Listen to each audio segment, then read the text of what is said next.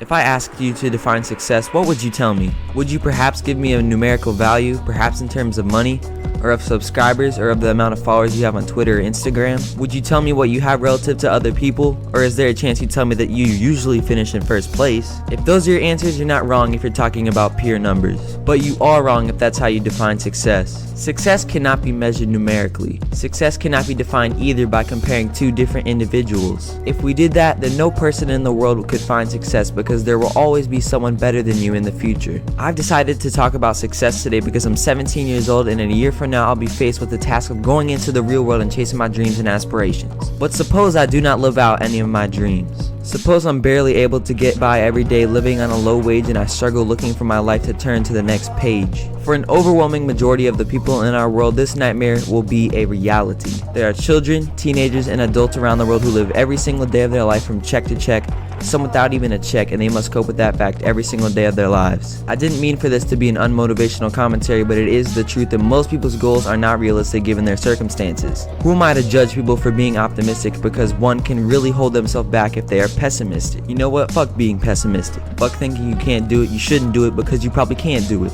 Fuck all expectations, all jump to conclusions, fuck everything. At the end of the day, we got one life. One chance to do all you want to do. One opportunity to make your dreams come true. One time, one day at a time, 1 hour at a time, 1 minute at a time. It only takes a few seconds to make a decision. Nobody can guarantee absolute precision, but in life there is no guarantee. It isn't in the terms and conditions. That's besides the point, so why not go for broke? I'm talking 100% effort in everything you do and what you like to do. Not what your friends told you to do, not what your parents suggested you should do, what no rational man would think is possible, because thinking like everyone else only takes you to where everyone else gets. If we didn't think outside the box, would we have cell phones? Would YouTube exist? Would anyone bet on the world being created a long time ago with some god or some big bang making everything come to fruition? No rational thinking man would take that bet. But again, that's besides the point. Or is it? I came here to talk about success and what it means. But perhaps that's the wrong question to be asking. The real question is, how do you personally define success? Because my definition differs due to my circumstances, and all these circumstances are different for every individual. We all have different levels of wealth, different needs, different wants, different preferences, different everything. So that said, that should be your goal.